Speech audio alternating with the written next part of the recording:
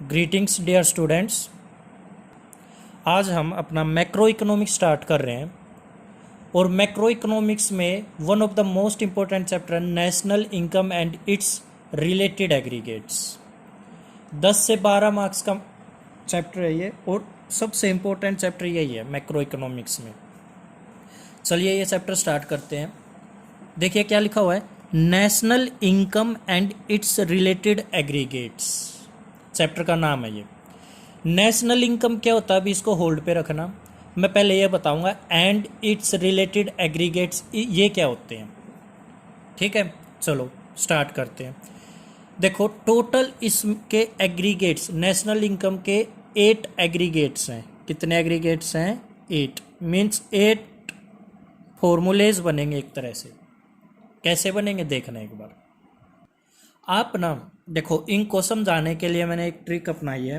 वो ट्रिक देखो, 4 बार एक बार जी लिख लो। सर ये जी क्यों लिख रहे हैं, कुछ नहीं पता अभी हमें, एक बार लिख लो। मैं आपको डिटेल में आगे बताऊंगा ये क्यों लिखे हो और क्या मतलब है इस जी का। और 4 बार एन लिख लो, 1 2 3 4, ये लिखा आपने।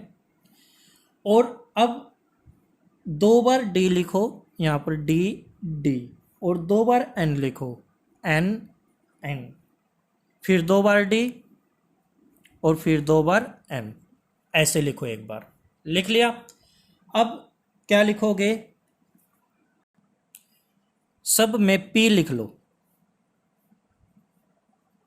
ये लिखा पी।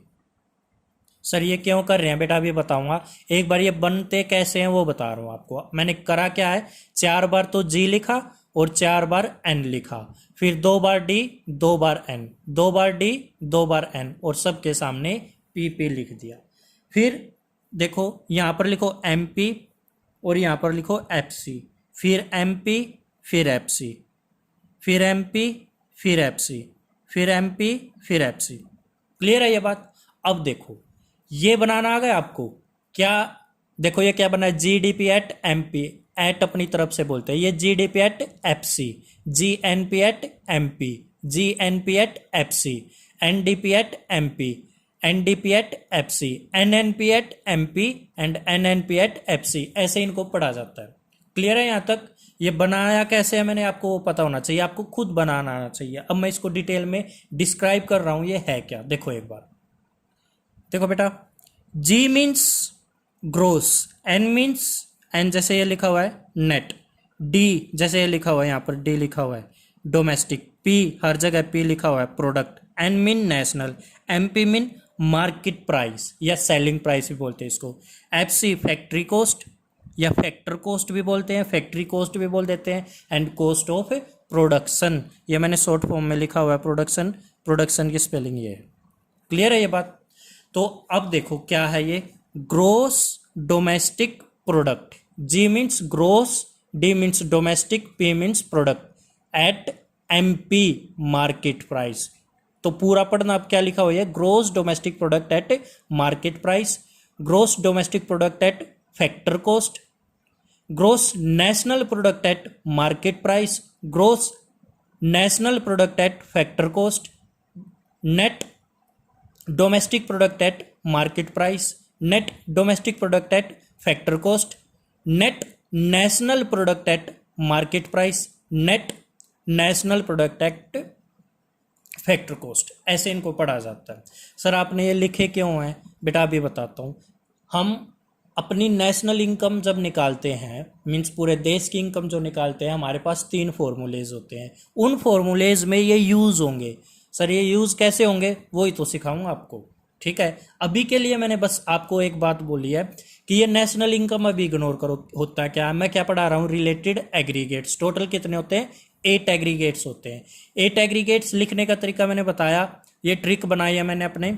तो 4 बार आपने जी लिखा और 4 बार आपने एन लिखा, 2 बार डी डी 2 बार एन एन, 2 बार डी डी 2 बार एन एन, फिर पी हर जगह, फिर M P F C, M P F C, ऐसे लिखा मैंने ये क्यों बनाया आपको बता दूं, क्योंकि ये याद करना हमारे लिए थोड़ा सा टिपिकल हो जाता है, इसलिए मैंने इसके लिए ये ट्रिक बना दी। क्लियर है ये बात। जी का मीनिंग आपको पता चल चुका, ग्रोस, एन मीन्स नेट। ये अब सारी ये जो मैंने लिखी हुई है फुल फॉर्म, इसको मैं अब डिटेल में एक्सप्लेन करूंगा, वो समझना अब आपको। क्लियर है यहाँ तक? चलो अब नेक्स्ट करते हैं।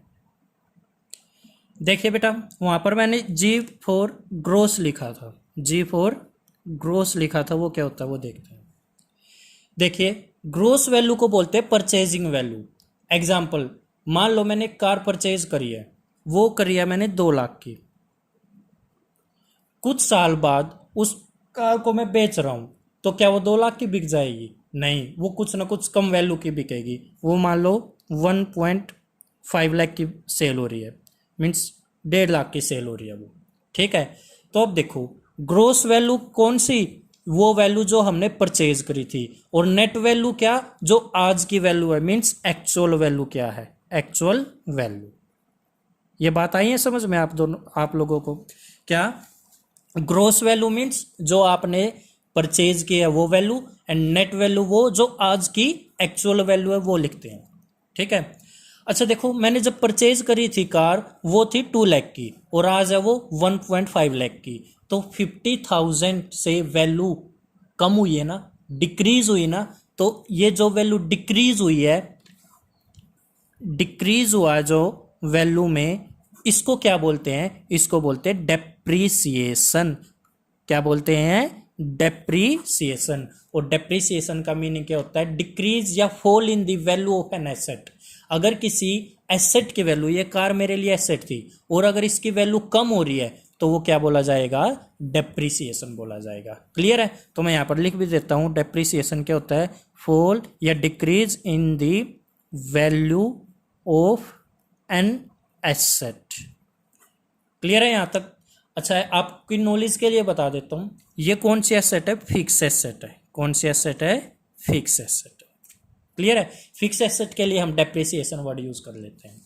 तो अभी देखना क्या बताया मैंने, ग्रोस वैल्यू से अगर नेट वैल्यू पे आना है तो क्या माइनस करना है? हमें डेप्रिसिएशन माइनस करना है। क्या माइनस करना है? डेप्रिसिएशन माइनस करना है, तो हमारा नेट वैल्यू आ जाएगा।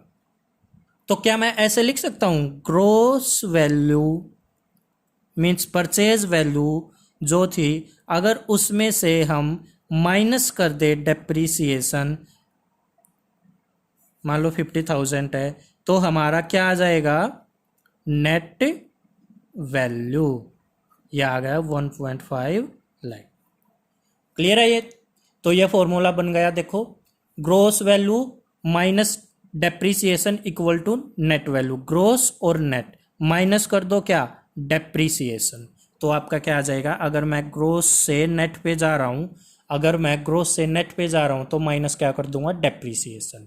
उल्टा करना है एक बार, अगर नेट वैल्यू पता है मेरे को, और नेट वैल्यू से मेरे को जाना है ग्रोस वैल्यू पे, कहां पर जाना है? ग्रोस वैल्यू पर, तो मैं उल्टा कर दूंगा ना, प्लस डेप्रीसिएशन। मान के चलना ये कितना है मेरे को पता है, ये मेरा 1.5 लाख है, और ये मेरा 50,000। ये बताओ कितना हो जाएगा फिर? ये हो जाएगा 2 लाख। क्लियर है? तो फॉर्मूले क्या बने हैं देखना एक बार, अगर ग्रोस में से, ग्रोस वैल्यू में से माइनस कर दो आप डेप्रीसिएशन, तो आपके पास क्या आ जाएगी? Net value. क्लियर है? और अगर आपको निकालना है ग्रोस वैल्यू, नेट वैल्यू आ गई, और अगर आप नेट वैल्यू में ऐड कर लोगे डेप्रीसिएशन, तो आपके पास क्या आ जाएगी? Gross value. और अगर आपको डेप्रीसिएशन निकालना पड़ जाए, क्या करोगे? ग्रोस वैल्यू में से नेट वैल्यू माइनस कर देना। कैसे? अगर मैं 2 लाख में से ये जो 1.5 लाख है, मीन्स 2 लाख में से 1.5 लाख माइनस कर दूंगा, तो क्या मेरा डेप्रीसिएशन नहीं आ जाएगा? यही लिखा मैंने, ग्रोस वैल्यू में से अगर मैं नेट वैल्यू माइनस कर दूंगा, तो मेरा क्या आ जाएगा? डेप्रीसिएशन। क्या ये 3 फॉर्मूले आपको आ गए समझ में? ठीक है, अगर नहीं आए दोबारा से वीडियो को देखो, पक्का समझ में आएंगे। नेक्स्ट टॉपिक करते हैं। नेक्स्ट टॉपिक करने से पहले क्वेश्चन आपको दे रहा हूं, आपको वो करना है। मान के चलना आपके पास ग्रोस वैल्यू है 5 लाख। क्लियर है? और आपके पास ग्रोस वैल्यू 5 लाख, डेप्रीसिएशन है 2 लाख। आप खुद निकाल के मेरे को बताओगे कि नेट वैल्यू क्या आएगी। एक तो ये क्वेश्चन करना आपको। ठीक है? दूसरा देखो, आपको ना आपकी बार ग्रोस वैल्यू निकालनी है। आपको डेप्रीसिएशन पता है 1 लाख है, और नेट वैल्यू पता है आपको 4 लाख है। ग्रोस वैल्यू आपको मेरे को बतानी है। तो ये भी बता दोगे। आगे देखो, आपको ग्रोस वैल्यू पता है 6 लाख है, आपको नेट वैल्यू भी पता है 4 लाख है। अब डेप्रिसिएशन निकाल के मेरे को बताओगे आप। अगर आप ये 3 क्वेश्चन कर देते हो तो आपको ये टॉपिक समझ में आ गया है। ठीक है, चलिए अब आगे करते हैं। नेक्स्ट एक वर्ड यूज किया था हमने, D for domestic and N for national. क्या हमने ये वर्ड्स भी यूज किए थे? बिल्कुल किए थे। अच्छा, एक बात बता दो आपकी नॉलेज के लिए, इस चैप्टर में प्रैक्टिकल भी और थ्योरेटिकल भी है। तो मैं पहले प्रैक्टिकल पोर्शन लेके चला हुआ हूँ, थ्योरी भी मैं साथ साथ वीडियोस में ही कवर करता चलूँगा। अगर मैं एक साथ आपको सारा प्रैक्टिकल करा दूँ या एक साथ सारी थ्योरी करा दूँ तो आपके लिए समझना थोड़ा सा मुश्किल हो जाएगा, इसलिए मैं कॉम्बिनेशन लेके चलूँगा, प्रैक्टिकल का भी और थ्योरेटिकल का भी। क्लियर है ये बात? एक एक टॉपिक कवर होगा, टेंशन नहीं लेनी है, एक एक पॉइंट क्लियर होगा और टॉपिक कवर होगा, कुछ भी छूटेगा नहीं। तो मैं जो करा रहा हूँ उस पर फोकस रखना। देखिए बेटा, जब मैंने आपको एग्रीगेट्स बनाने सिखाए तो वहाँ पर मैंने आपको 2 वर्ड्स बताए थे, D for domestic and for national. देखना एक बार, क्या ऐसा ही था? देखो, हम ग्रोस और नेट समझ चुके हैं। फिर नेक्स्ट 2 वर्ड्स कौन कौन से आए थे? D for domestic and N for national. ये प्रोडक्ट ये और पढ़ेंगे, देखो क्या होता है। डोमेस्टिक प्रोडक्ट क्या होती है? प्रोडक्ट इनकम होती है। प्रोडक्ट को नेशनल इनकम में इनकम मान के चलते हैं। प्रोडक्ट मीन्स इनकम मान के चलना, और एक नेशनल प्रोडक्ट।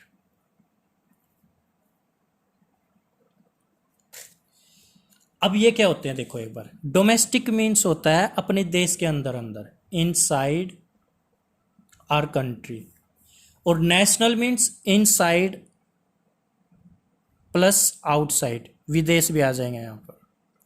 तो एक तो अपने देश की इनकम मीन्स इनसाइड, हमारे देश की income. National product, national income या national product, product mean income होता है। यहाँ पर अपने देश की भी, अंदर की भी इनकम और बाहर की भी इनकम दोनों इंक्लूड हो जाती है। कैसे? देखो एक बार, ऐसे करते हैं, डोमेस्टिक और नेशनल। आपको पता है domestic means inside and national mean inside plus outside, दोनों आ जाएंगे। आपके पास मान लो डोमेस्टिक इनकम है 1 लाख और नेशनल इनकम है आपके पास 1.5 लाख। यहां पर आपको पता कौन सी इनकम आई होगी? केवल इनसाइड वाली। और यहां पर कौन सी आई है? इनसाइड प्लस आउटसाइड, बाहर वाली इनकम, देश से बाहर वाली इनकम। तो ये जो गैप आया है ये क्या है? ये वो इनकम हो गई ना जो हम बाहर से कमा के लेके आए होंगे। इस गैप को क्या बोलते हैं? NFIA। अब बोलोगे ये NFIA क्या होता है? देखना एक बार, ये होता है net factor income from abroad. मैंने ये बोला, देखो हमारे देश में तो 1 लाख रुपया कमाया हमने, और टोटल कितना कमाया हमने? टोटल देखा जाए तो 1.5 लाख कमाया। तो ये 50,000 क्या हो गया? जो इनकम हमने बाहर से कमाई है, विदेश से कमाई है। क्लियर है ये बात? वो इनकम जो हमने विदेश से कमाई है उसको क्या बोल रहे हैं? NFIA। ठीक है, अब अगली बात सुनो। सर ये नेट फैक्टर इनकम क्या होता है? बेटा थ्योरी में बताऊंगा, जब आपको थ्योरी पढ़ा रहा हूँ ना, ये तब एक्सप्लेन करूंगा। एब्रोड का मीनिंग समझ लो, ये होता है फॉरेन कंट्री, विदेश।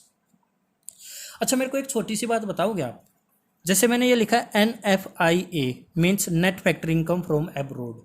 क्या इंडिया वाले बाहर से कितना पैसा कमा के लेके आए? बताना। 50,000।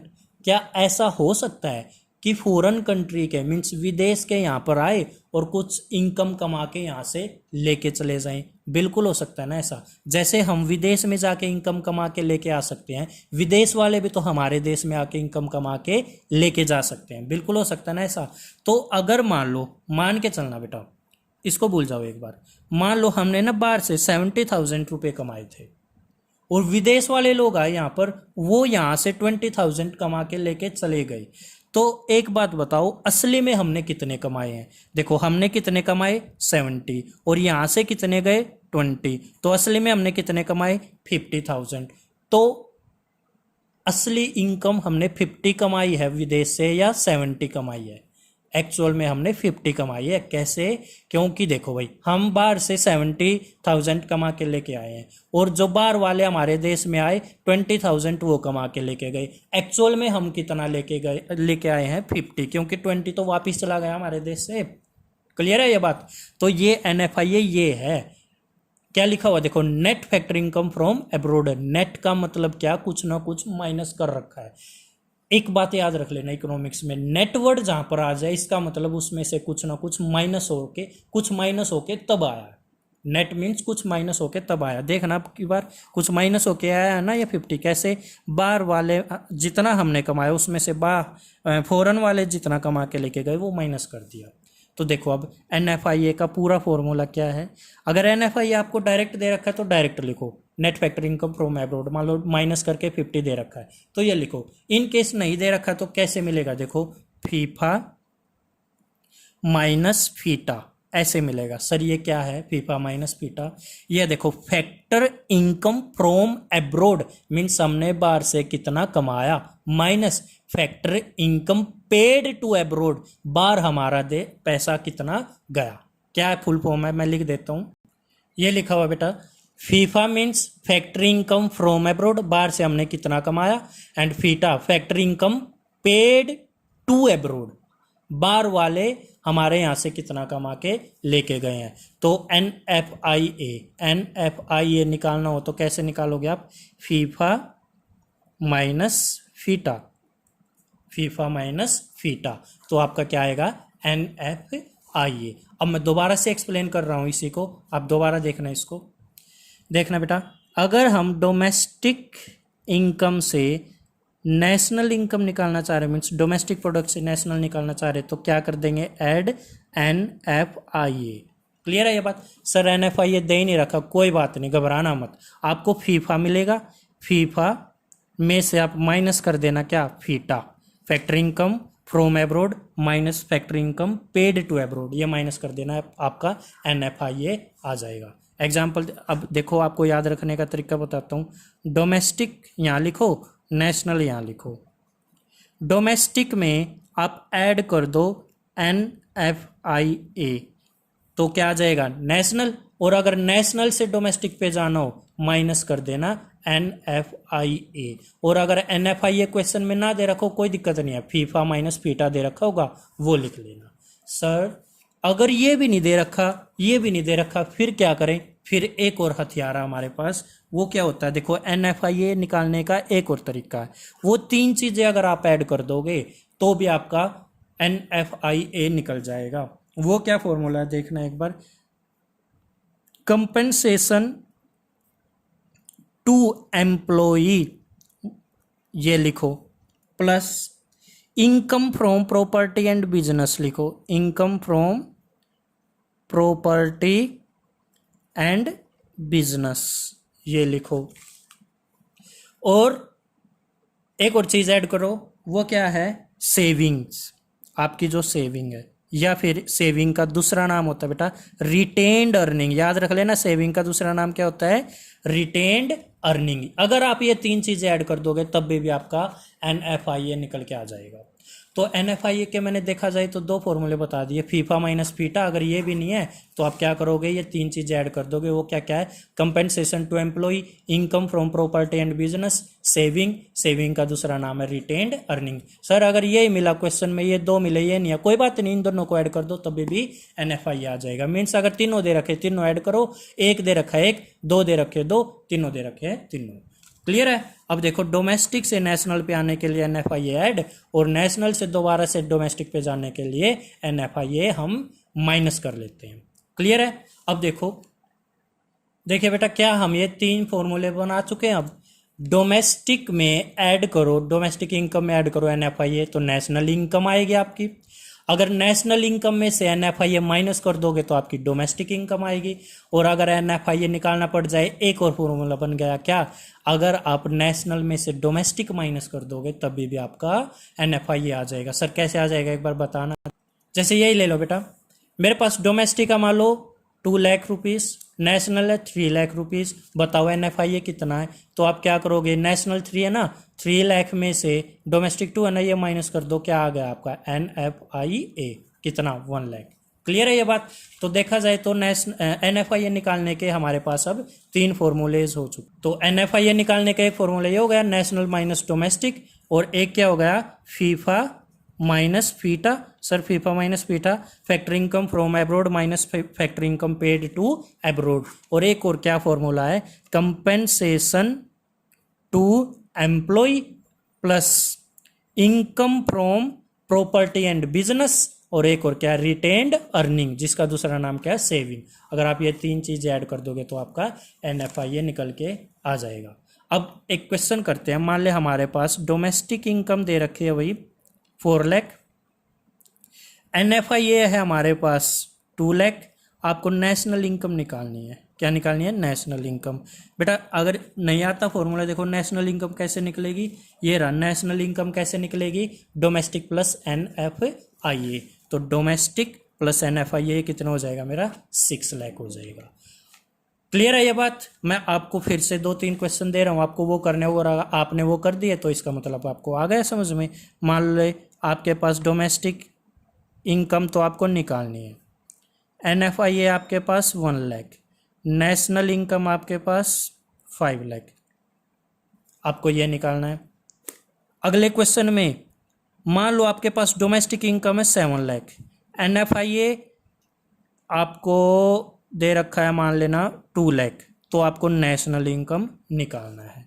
एक और क्वेश्चन, उसमें क्या करना है, देखो आपके पास ये भी है, ये 7 लाख है, और ये जो नेशनल है ये 4 लाख है, आपको NFIA निकालना है। ये 3 क्वेश्चन कर दोगे तो आपको ये टॉपिक भी समझ में आ गया। देखो 3 फॉर्मूले एक तरह से हम यहाँ पर सीख चुके हैं। क्लियर है यहाँ तक। चलो अब नेक्स्ट करते हैं बच्चे। देखिए हम ग्रोथ सीख चुके हैं, नेट सीख चुके हैं, डोमेस्टिक सीख चुके हैं, प्रोडक्ट हमें पता ही है इनकम के लिए वर्ड यूज होता है, एंड फॉर नेशनल सीख चुके हैं। ये 2 रहते हैं MP एंड FC। ये क्या होते हैं, चलिए डिटेल में समझते हैं इनको। देखिए बेटा एक वर्ड लिखा हुआ है FC मीन्स फैक्टर कॉस्ट, और MP means market price. Factor cost क्या होता है, कोई चीज बनाने में कितनी कॉस्ट आई है, कितना खर्चा हुआ कोई भी चीज बनाने में। एग्जांपल मैंने ये पेन बनाया, इसमें भाई इंक भी है, ये निब भी है, और ऊपर से ये लगा हुआ है, तो इसको बनाने में कितना खर्चा आया मेरा, उसको क्या बोल दूंगा मैं, फैक्टर कॉस्ट। मान लेना मेरा आया भाई 100 रुपीज़ का खर्चा आया, कोई भी एक चीज़ बनाया मैंने, उसका खर्चा कितना आया 100 रुपीज़। अब मेरे को एक छोटी सी बात बताओ, क्या मैं जब ये मेरा कॉस्ट लागत आई है इसको 100 रुपये बनाने में 100 में सेल कर दूंगा मार्केट में, मार्केट प्राइस या सेलिंग प्राइस क्या मैं 100 ही रखूंगा इसका, नहीं कुछ ना कुछ ज़्यादा रखूंगा। मान लो मैंने 120 रख दिया, तो ये कितने का गैप आया, 20 रुपीज़ का। ये क्या है, आप सब बोलोगे कि सर ये है ना 20 रुपीज़ प्रॉफिट है, बट अब मेरी बात ध्यान से समझ लेना, प्रॉफिट नाम की कोई चीज़ ही नहीं होती नेशनल इनकम में, मींस प्रॉफिट नहीं है ये बात याद रख लेना। क्यों नहीं है सर, प्रैक्टिकल क्वेश्चन कराऊंगा तब समझा दूंगा, अभी के लिए ये याद रख लेना, नेशनल इनकम निकालते टाइम ये प्रॉफिट नहीं होता भाई, ये प्रॉफिट नहीं है। फिर क्या सर, ये है टैक्स। क्या ये टैक्स, सरकार टैक्स लगाती है आपको पता है। तो ये अगर आप कोई चीज़ 100 रुपये की बना के तैयार कर देते हो तो कुछ सरकार टैक्स लगा देती है, मान लो 20 रुपये टैक्स लगाया, फिर कितने का सेल हो रहा है, मान के चलना वो 120 रुपीज़ का। तो ये 20 रुपये हमने क्या मान लिया, अब की बार टैक्स के मान लिए। क्लियर है यहाँ तक। अब आगे सुनो, ये टैक्स कौन सा है, टैक्स भी 2 तरह के होते हैं आपको पता है, एक होता है डायरेक्ट टैक्स और एक होता है इनडायरेक्ट टैक्स। ये कौन से वाला टैक्स है भाई, ये है इनडायरेक्ट टैक्स। कौन सा टैक्स है, इनडायरेक्ट टैक्स, जैसे GST हमारा इनडायरेक्ट टैक्स होता है। तो ये 20 रुपये जो आए हैं ये हमारे आए हैं इनडायरेक्ट टैक्स के। अच्छा एक बात बताना मेरे को, सरकार अगर टैक्स लगाती है तो बदले में क्या कुछ सब्सिडी भी देती है, बिल्कुल देती है, सरकार कुछ सब्सिडी भी देती है। मान लो सरकार ने ना टैक्स तो 25 रुपये लगाया था और 5 रुपये की सरकार ने दे दी सब्सिडी, तो असली टैक्स बताओ कितने रुपए लगा है, तो ये असली टैक्स लगा है 20 रुपये का। तो मैं ये बोल दूं कि ये माइनस करके आया ना, और मैंने अभी बताया माइनस करके कोई चीज आए वो क्या बन जाती है, नेट। तो ये क्या बन गया मेरा, नेट इनडायरेक्ट टैक्स। तो अगर आपको फैक्टर कॉस्ट से मार्केट प्राइस पे जाना है तो आप ऐड कर लोगे क्या, net indirect tax, net indirect tax, और शॉर्ट में क्या बोलते हैं इसको, NIT। क्लियर है यहां तक। और ये NIT दे रखा हो डायरेक्ट तो अच्छी बात है, अगर नहीं दे रखा तो घबराने की जरूरत नहीं है। तो इनडायरेक्ट टैक्स हम फिर कैसे निकाल सकते हैं, इसको निकालने के लिए हम क्या करेंगे, इनडायरेक्ट टैक्स में से माइनस कर देंगे हम क्या, सब्सिडीज, तो हमारा NIT आ जाएगा। क्लियर है यहां तक। चलिए आगे करते हैं। क्या इसी चीज को मैं ऐसे लिख सकता हूं, फैक्टर कॉस्ट से मार्केट प्राइस पे आने के लिए पहले तो ऐड कर लो NIT, net indirect tax. Sir अगर ये दे रखा है ठीक है, नहीं दे रखा तो क्या करोगे, इनडायरेक्ट टैक्स माइनस सब्सिडी, ये माइनस कर दो। क्लियर है। अब मार्केट से फैक्टर कॉस्ट पे जाने के लिए क्या कर लोगे आप, माइनस NIT, ऐसे करोगे। अब एक क्वेश्चन लिखते हैं, मान लो फैक्टर कॉस्ट है हमारे पास 500 रुपीज़, NIT है हमारे पास 100 रुपीज़, तो बताओ मार्केट प्राइस कितना हो जाएगा, ये ऐड हो जाएगा, ये हो गया मेरा 600 रुपीज़। क्लियर है। आगे एक क्वेश्चन हो रहा है, फैक्टर कॉस्ट है मेरे पास 500 रुपीज़, इनडायरेक्ट टैक्स है मेरे पास 400 रुपीज़, सब्सिडीज है मेरे पास 100 रुपीज़, तो आपको मार्केट प्राइस निकालना है। तो फॉर्मूला आपको पता क्या होता है, factor cost plus NIT equal to market price. Factor cost मेरे को पता है 500, NIT कितना भाई, NIT तो दे ही नहीं रखा, तो अगर NIT नहीं दे रखा तो मेरे को एक फॉर्मूला पता है, मैं क्या करूँगा, इनडायरेक्ट टैक्स में से माइनस कर लूँगा सब्सिडी, ये आ जाएगा 300 इक्वल टू मार्केट प्राइस आ जाएगा, मीन्स ये कितना आ जाएगा मेरा 800 रुपीज़ आ जाएगा। क्लियर है ये बात। और आगे एक क्वेश्चन अब आप करोगे, मान लो बेटा मार्केट प्राइस है 1000 रुपीज़, ये हमें पता नहीं है कितना है, अब ये निकाल, और ये ही है, ये 400 है, ये 100 है, आपको ये खुद निकालना है। क्लियर है ये बात। अगर हो जाए ठीक है, अदरवाइज मेरे से पूछ लेना बेशक। तो अब हम क्या कर चुके हैं देखना, अब हम क्या अपनी ये सारी चीज़ें समझ चुके हैं, हम ये भी ये हमारे एग्रीगेट्स हुए हैं। अब नेक्स्ट वीडियो में मैं इनकी सफलिंग करना सिखाऊंगा, कैसे होती है वो आगे बताऊंगा। इसी वीडियो में बताना था मेरे को, बट ये वीडियो बहुत लंबी हो जाएगी, इसलिए मैं यहाँ पे नहीं बता रहा। आज के लिए आपको ये 3 फॉर्मूलेज जो मैंने बनाए हैं डिटेल में, कौन कौन से, ग्रोस से नेट पे जाने के लिए क्या करते हैं, FC से MP पे जाने के लिए क्या करते हैं, और डोमेस्टिक से नेशनल पे जाने के लिए क्या करते हैं, वो आपको ये 3 फॉर्मूलेज डिटेल में करने हैं। और नेक्स्ट वीडियो से हम इनकी सफलिंग करना स्टार्ट कर देंगे, फिर आपके एग्रीगेट्स वाला टॉपिक कंप्लीट हो जाएगा, और इनसे रिलेटेड थ्योरी हम नेक्स्ट वीडियोस में कवर करेंगे। मोस्ट इंपॉर्टेंट वीडियो है ये, अगर आपको ये वीडियो समझ में आएगी तभी नेशनल इनकम आगे समझ में आएगा, अदरवाइज बिल्कुल समझ में नहीं आएगा। इसलिए इस वीडियो को अगर आप एक बार में ना समझ पाओ, 2 बार देख लेना इस वीडियो को। क्लियर है। Thank you and have a nice day.